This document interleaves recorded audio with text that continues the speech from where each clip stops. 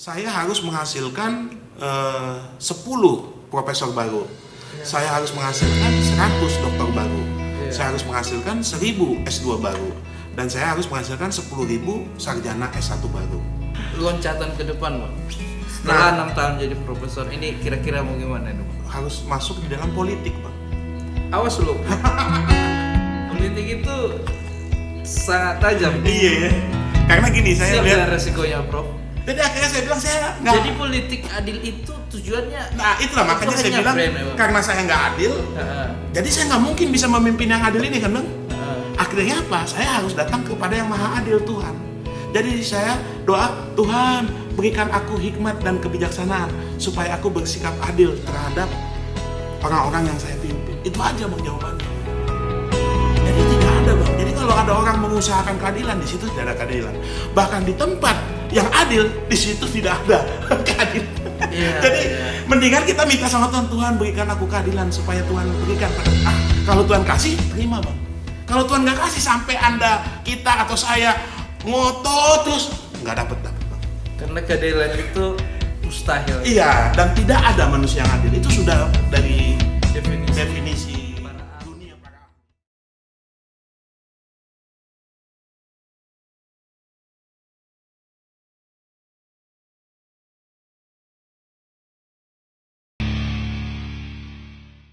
Prof Hoga. Iya, terima Apa kasih. kabar, Bang?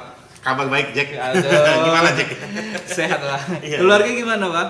Sehat. Sehat. Prof, Iya. dulu kecilnya gimana sih, Prof? Bisa sampai sepintar ini? Waduh. Sebenarnya saya nggak pintar sih. Yakin banget aku.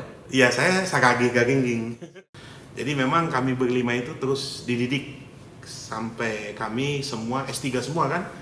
Jadi ayah saya itu ke notaris menyatakan bahwa harta ini tidak dibagi, tidak boleh diperjualbelikan, tapi dananya itu adalah untuk pendidikan anak, cucu, cicit, buyut. Katanya gimana mau pacaran, uang aja nggak dikasih kata. Orang tua saya bilang kan, ya janganlah narkoba, janganlah main perempuan, janganlah banyak lah gitu ya, jangan mencuri, jangan apa gitu. Jadi kalau kita selalu teringat itu, jadi kita melaksanakan kehidupan ini juga rasanya ringan kan, Bang, enteng gitu ya. Artinya ajaran ibu itu bagi saya ya bagus sekali gitu, sehingga kita anak-anaknya bisa mengikuti apa yang mama aku katakan gitu. Kuliah di mana, Bang? S1, S2? Saya sebenarnya dulu kan mendapatkan beasiswa ya. Ada namanya beasiswa PT Galva itu. Jadi karena saya dapat beasiswa itu, akhirnya saya di Ukrida dulu. Krida Wacana, iya, Universitas Kristen Krida Wacana. Jadi di situ saya masuk ya, dapat beasiswa dari PT Galva. Nah setelah itu saya melanjutkan S2 di UI, Universitas Indonesia. Nah kemudian setelah itu saya melanjutkan S3 di UI juga, Universitas Indonesia. Dan bidangnya saya itu teknik elektro, S1 itu telekomunikasi, S2 juga teknik elektro telekomunikasi, S3 juga teknik elektro telekomunikasi, dan guru besarnya teknik elektro. Berarti ini seorang elektronis. Iya, handal lah. Memang saya dulu teknisi, Pak. Iya. Itu dulu katanya dengar-dengar dulu pernah jadi teknisi nih, Pak. Iya. Gimana itu ceritanya? Jadi waktu saya kuliah, kemudian karena di situ kan ada laboratorium elektronik, Bang, di kampus. Kemudian teman-teman ngajak kursus. Terus saya juga ikut balai latihan kerja yang di Pasar Rebo tentang elektronik juga. Terus saya juga buka tokonya. Saya beli spare partnya kan. Jadi mungkin sampai saya masih ngambil S2 tuh masih, Bang. Masih. Iya, tapi karena orang tua saya bilang kamu kan nggak mungkin teknisi terus. Karena waktu saya sudah ada anak buah, maksudnya saudara saya juga Lelin itu, dia yang nanganin semua. Saya jadi kuliah, Bang. Iya. Nah akhirnya ini lambat-lambat saya lepas karena sudah S3 gitu dan profesinya dosen. Memang sebelumnya saya pernah jadi kepala IT ya di Metanoia dulu. Itu lama juga, iya. Tapi saya pikir ya udahlah, saya memilih sebagai dosen gitu. Kenapa harus dosen? Itu Ya memang semenjak saya dulu kuliah kan Bang ya, Iya. itu saya nggak tahu kenapa di dalam hati itu punya komitmen jangan nyontek gitu. Karena saya pikir dengan mungkin punya kemauan jangan menyontek, saya melatih diri saya untuk belajar, Iya. untuk iya, baca, untuk latih. Iya. Nah jadi itu kalau abang dulu lihat ya, kalau masih ada itu, jadi kertas buram itu, ini soal jawabannya saya tutup Bang, terus saya latih gini, terus saya buka, oh masih salah, tutup lagi, coba lagi, udah benar. Jadi kertas buram itu bisa habis tuh Bang, hanya Berlatih untuk terus. berlatih coret-coretan aja, menghitung, kalkulator dan sebagainya.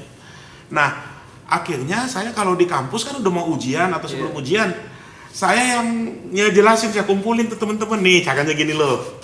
Jadi saya udah enak Bang menjawab nih soalnya gini ya, diketahui apa, ini apa ya, nah kalkulator mencetnya gini ya, nah tuh sekian, sama nggak? Oh sama. Jadi dengan sama yang dengan di buku, jadi mereka jadi latihan. Tapi ada teman saya itu nggak usah latihan, dia lihat gini aja nih, udah bisa Bang. Itulah kalau pinter ya.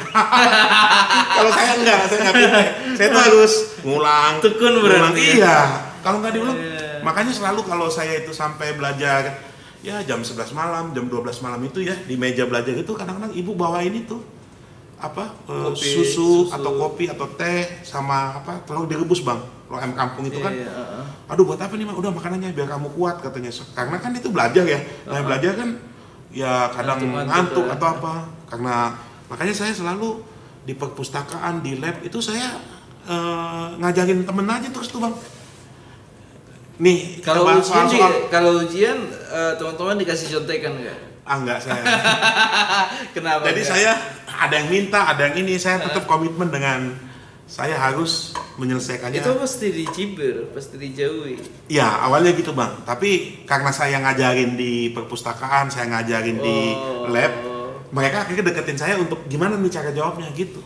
Iya. Iya, makanya saya senang jadi dosen di situ Bang. Lambat laun juga itu juga ya merubah mindset. Iya, merubah mindset juga. Biar Memang contek ya. kadang saya dilempar kertas kan, maksudnya supaya ini isi gitu kan, saya diam aja. Kadang ada yang coba udah di samping saya duduk untuk apa kan, saya nggak mau kasih Bang.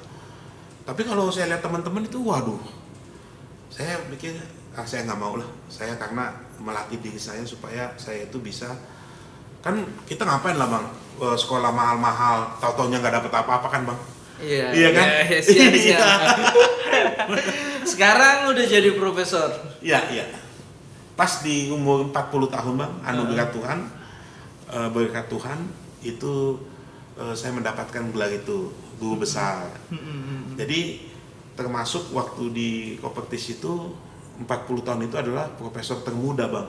Wow. Iya itu karena memang kata-kata kan profesor itu diperoleh ketika orang berumur mungkin 60 ke atas ya. atau berapa gitu kan. Cuman saya pas di 40. Ya. Nah ini sekarang berarti saya umur 45. Berarti udah 5 Jalan tahun 46, lah. Bang. Ya jalan 46. Nah. Sudah saya jalani lah profesor itu 6 tahun sekarang. Iya. Iya. Kira-kira gimana Bang? Dengan gelar profesor apa sudah puas untuk mengaplikasikan ilmunya? Ya memang kan dengan gelar ini kita jadi harus terus belajar Bang jadinya. Karena orang bertanya juga pada saya. Ini gimana Pak teknologi? Ini gimana? Nah akhirnya saya harus cari tahu juga kan dengan keilmuan ini. Jadi sebenarnya seorang profesor itu adalah ketika dia dikasih gelar profesor, disitulah awal dia harus belajar Bang. Semuanya, Iya. segala ilmu. Iya.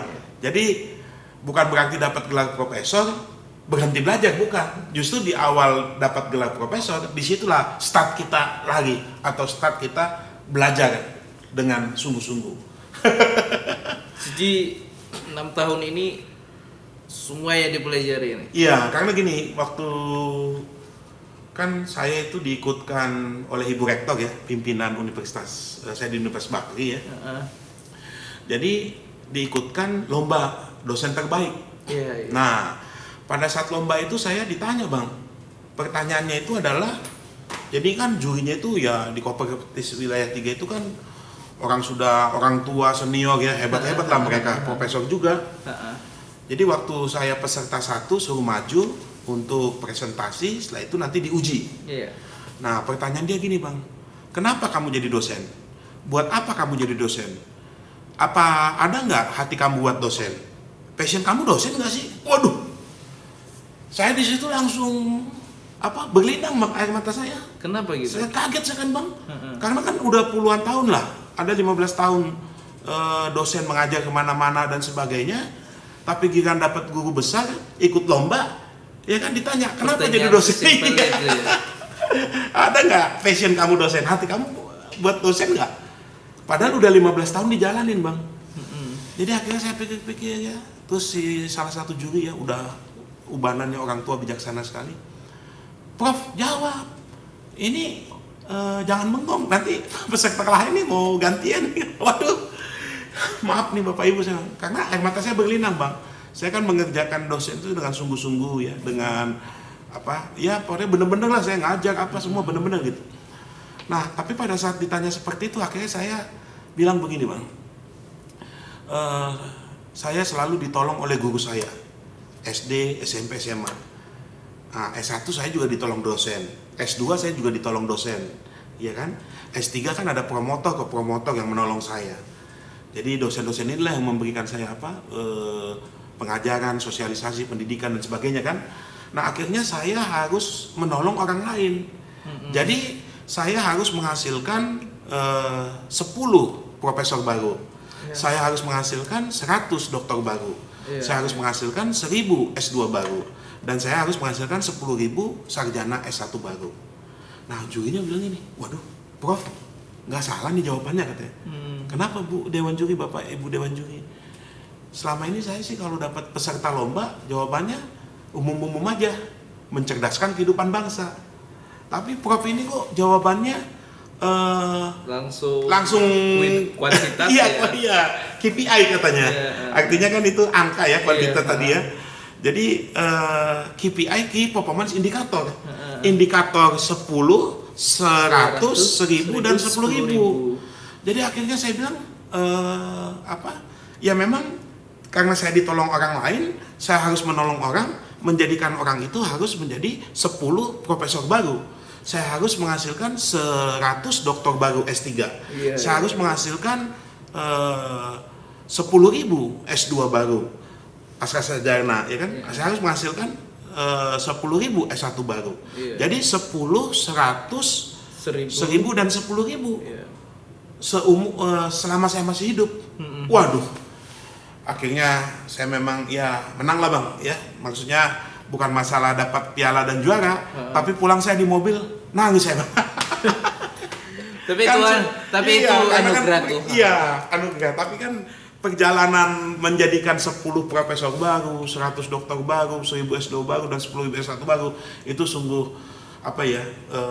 pekerjaan yang, dan itu masih tetap berjalan Bang. Masih. Ya, itulah saya bilang anugerah Tuhan lah saya bisa menjalankan itu Bang.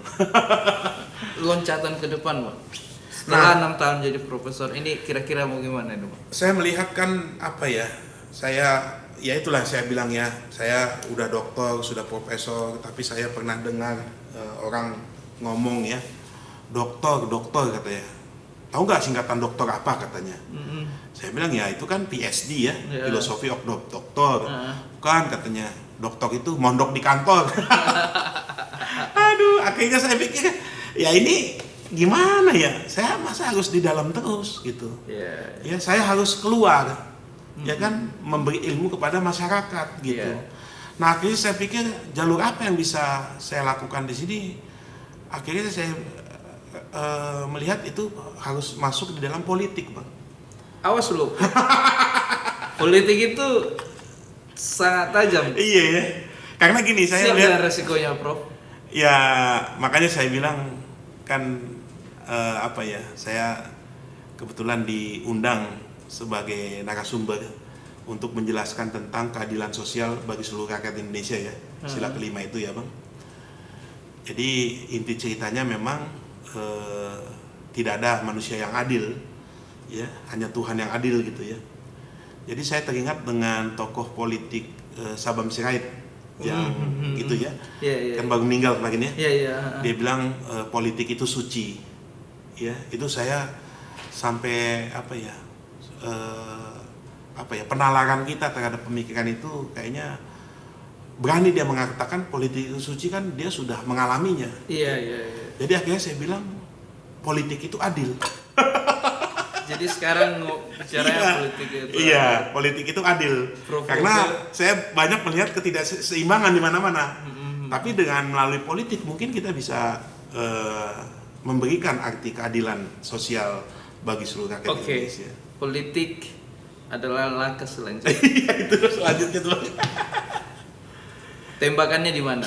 Ya, jadi memang saya itu memang selalu berpikir tentang menteri, ya, jadi menteri, jadi staf ahli, jadi dirjen, jadi ya hal-hal yang berguna lah bagi Republik ini.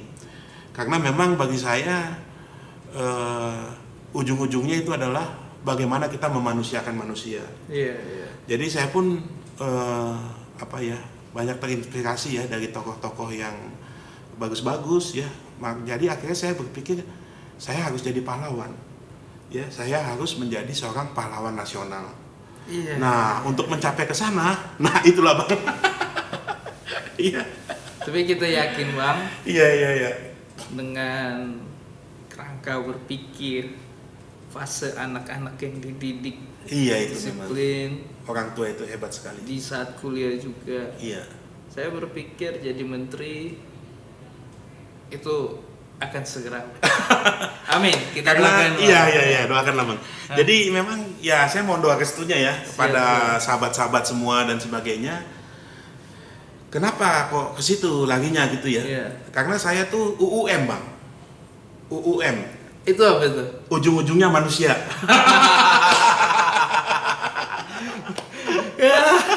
Kirain UUD Bang. Oke. UUM, jadi ujung-ujungnya manusia. Jadi saya bagaimana nih memanusiakan manusia, ya kan? Jadi sebenarnya kalau saya lihat sebagai contoh ya, itu ketika saya mencari sebuah definisi atau teori yang ada di dunia ini tentang keadilan. Jadi sebenarnya nggak jelas juga Bang, masih abstrak apa itu adil.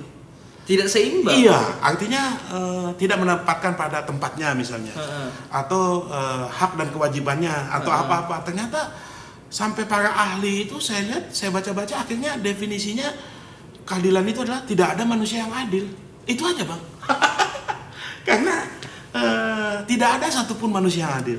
Jadi saya pikir-pikir gimana caranya supaya manusia adil kan? Nah rupanya hanya Tuhan yang adil. Nah jadi sebenarnya harusnya kita kembali ke sila keempat Bang. Sila keempat itu adalah kemanusiaan yang adil. Kelima kan kemanusiaan yang adil dan beradab. Keempat itu adalah hikmat dan kebijaksanaan. Jadi orang yang mempunyai hikmat dan kebijaksanaan, nah itulah yang bisa adil. Jadi contohnya ya kalau kita tahu itu Salomo lah Bang. Iya kan. Jadi Salomo itu kan Tuhan, aku minta berikan hikmat dan kebijaksanaan supaya saya bisa mengadili orang-orang negeri ini, ya kan, rakyat ini gini. Demikian banyaknya orang ini gimana itu saya bagaimana memperlakukan ini semua. Nah akhirnya Salomo minta hikmat dan kebijaksanaan Bang. Ternyata Tuhan kasih Bang. Oke, Tuhan kasih. Iya. Tapi kalau Tuhan kasih sekarang sama Abang, nah makanya saya bilang kalau tapi nggak ada posisi tadi. Iya, Salomo kan raja. Raja iya. Tapi saya kalau ditanya sama teman-teman kan gimana Pak Hoga gitu kan ya. Saya bilang misalnya dipercayakan tertentu jabatan atau dan sebagainya, saya katakan saya nggak bisa menjalankan itu Bang, karena saya sendiri pun aja tidak bersikap adil terhadap diri saya, betul nggak Bang? Kan misalnya saya udah tahu asam urat, tapi saya makan daging kikil sop ambil nanti kambuh lagi, ya kan udah bersikap adil Bang terhadap tubuh. Ada lagi penggunaan tangan kanan dan tangan kiri, ya kan ini nggak adil juga.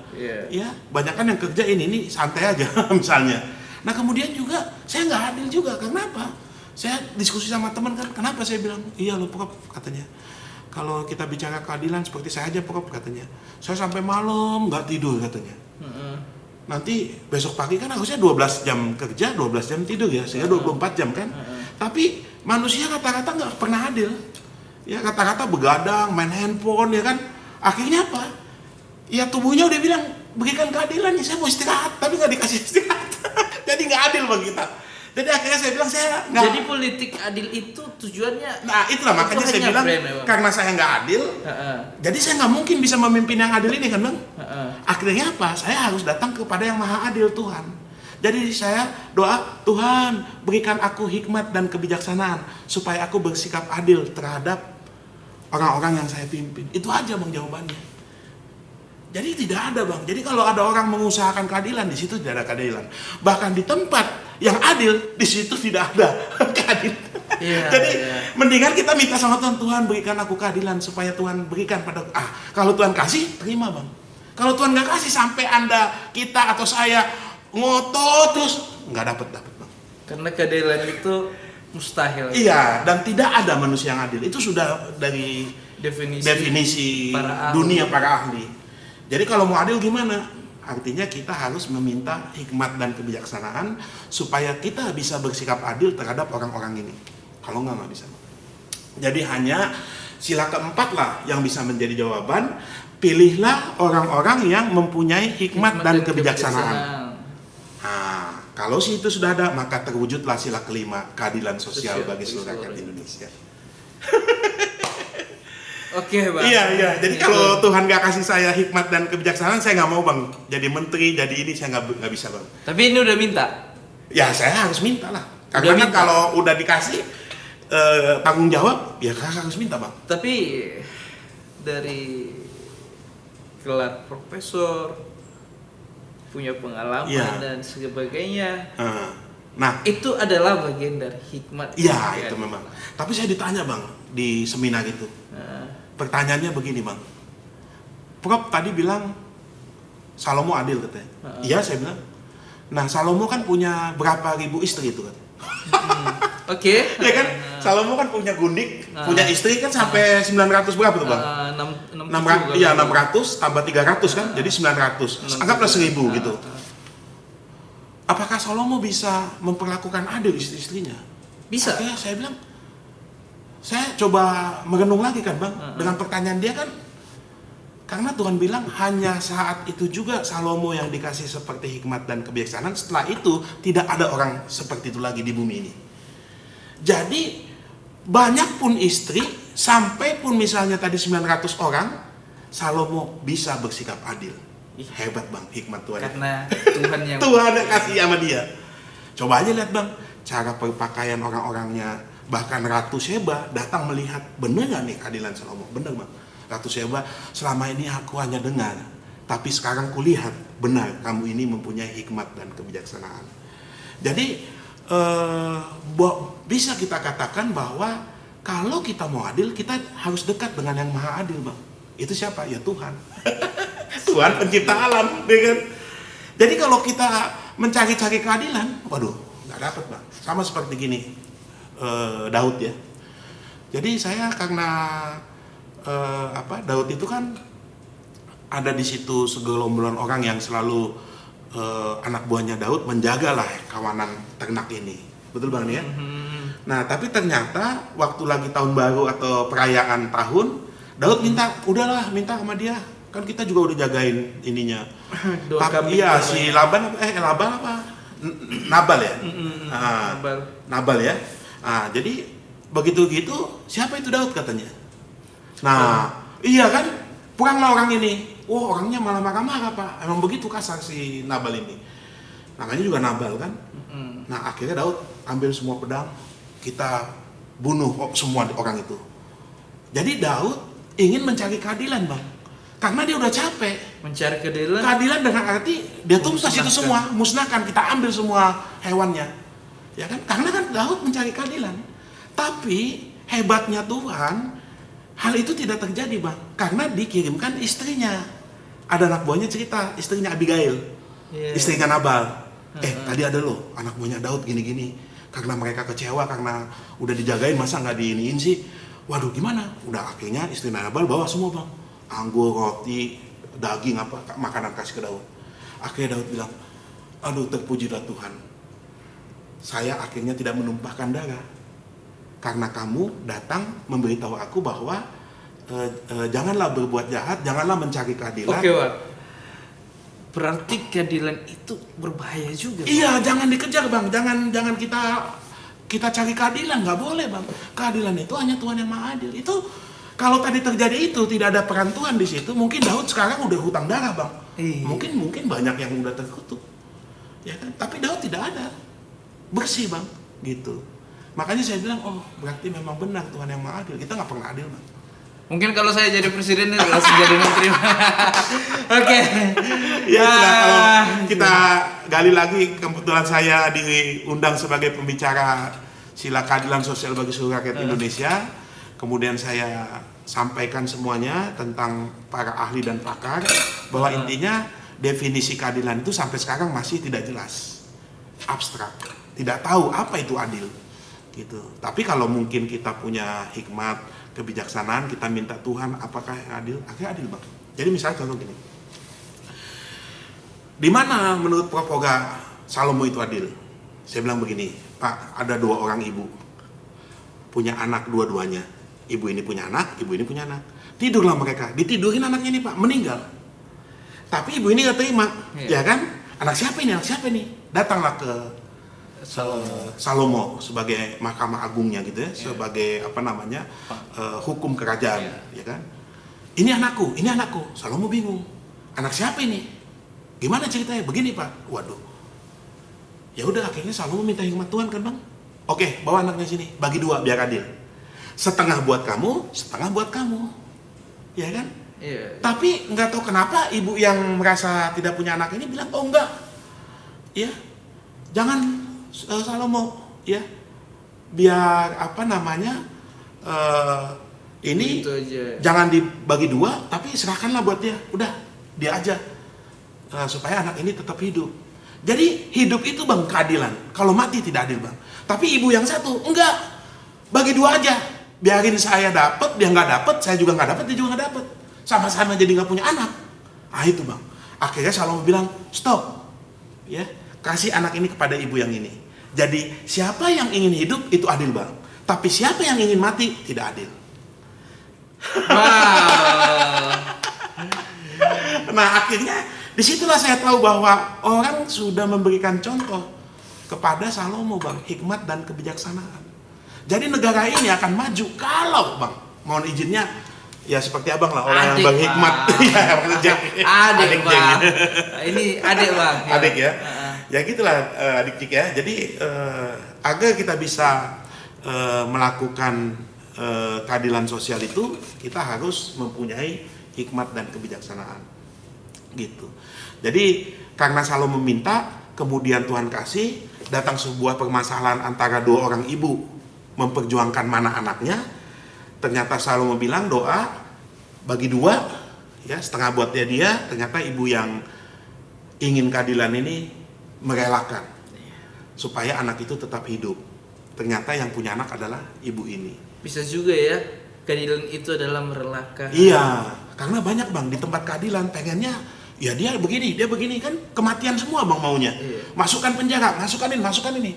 Padahal sebenarnya kalau dia mau merelakan dan ya udahlah, ya saya juga nggak mau memperjuangkan keadilan, toh itu juga bukan anaknya misalnya, mungkin nggak terjadi akhirnya kan ibu ini yang dipenjarakan, Bang, karena ibu ini adalah ibu aslinya gitu. Yeah. Oke, Bang. Ya. Tadi kita udah bicara tentang masa kecil sampai definisi adil yang membuat saya tercengang. Ya saya juga masih belajar sebenarnya, Cek. Teman-teman official, semoga pembicaraan kita, diskusi kita bermanfaat bagi semuanya, dan doakan Abang Prof Hoga Saragi Sigalingging bisa menjadi menteri atau dirjen di waktu dekat. Amin. Ya, artinya kita serahkan kepada para sahabat mau memilih pemimpin yang mempunyai hikmat dan kebijaksanaan sehingga melakukan keadilan, atau memilih yang biasa-biasa saja tapi ya justru lah ya bisa dikatakan tidak ada manusia yang adil. Ya kalau kita pilih sembarangan tidak ada manusia adil, berarti ya tentunya sudah pastilah ilmu hukum itu berjalan kan, bahwa memang tidak ada yang adil. Kita sendiri pun tidak adil terhadap diri kita sendiri, apalagi orang lain. Itu kan. Jadi hanya karena diberikan hikmat dan kebijaksanaan lah orang itu bisa adil, Bang. Oke. Ada pesan terakhir nggak, Bang, buat teman-teman MK Official? Ya jadi saya kembali lagi, sebenarnya apa yang dikatakan mintalah maka akan diberi ya, carilah maka kamu akan mendapat, dan ketuklah maka pintu akan dibukakan. Ya, saya pernah diminta mengisi tentang cerita kasih dan kesetiaan, Bang. Ternyata saya cari-cari, akhirnya jawabannya tidak ada manusia yang setia, tidak ada manusia yang mempunyai kasih setia itu. Ya, jadi yang setia itu hanya Tuhan. Nah makanya saya supaya bisa setia, saya minta Tuhan berikan saya kasih kesetiaan supaya saya bisa menjalankan ini kepada manusia gitu. Ya jadi kembali lagi, kenapa kita bisa mengasihi? Karena Tuhan yang kasih, Bang. Kenapa kita bisa memberi? Karena Tuhan yang kasih. Jadi intinya minta, cari, ketuk. Jadi kalau kita nggak punya itu kita minta, termasuk tadi hikmat dan kebijaksanaan. Kalau kita nggak punya hikmat, minta. Kalau kita nggak punya kebijaksanaan, minta.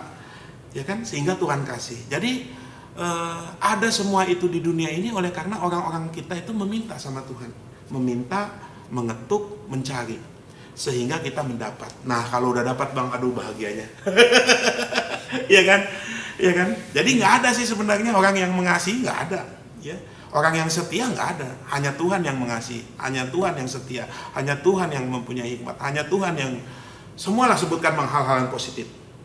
Nah kalau kita nggak punya itu, kita minta. Tuhan minta aku supaya aku bisa mengasihi orang lain. Tuhan minta aku supaya aku bisa mengasihi istriku. Kalau nggak dikasih ya dapat. Susah, Bang.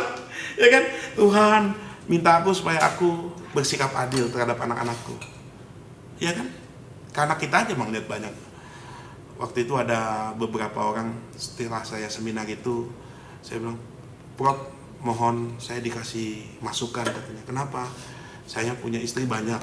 Bagaimana caranya saya bersikap adil terhadap istri saya? Aduh, ya bahkan saya bilang ya itulah ya, Salomo aja 1000 bisa, Pak. Ya tapi kembali lagi ya itulah ya, kalau kita nggak diberikan hikmat dan kebijaksanaan, ya mungkin ya sampai sekarang dia begitu, Pak.